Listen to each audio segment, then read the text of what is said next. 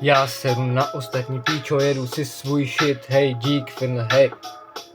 Jo, tady pro mě je a bude tak. Budu pro ně taky, budu tu při něm stát a kdyby se tady dělo píčo, že tu někdo vytáhne gun, pa! Co, jako budu to tu klidně i řvát, hej. A jestli s tím máte někdo problém, tak to můžeš vypnout, skipnout, mám tě v píči, čau. Tohle je pro ty, kterým se to nelíbí, tak zmiz, mě nezajímá tvůj názor, že se ti to nelíbí, to napiš a já ti k tomu napíšu, že pojedu tak maximálně dál. Tempo mát, hej.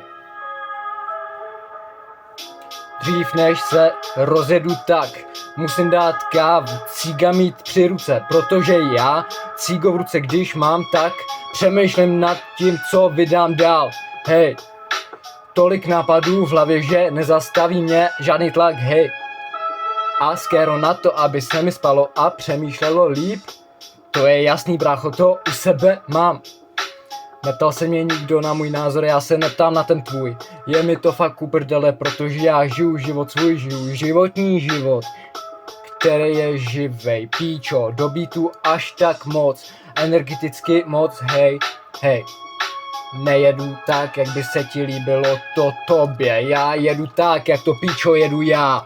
A to je ten důvod, proč si na nikoho tady nebudu hrát, já nejsem jako oni, píčo, tak si je pust.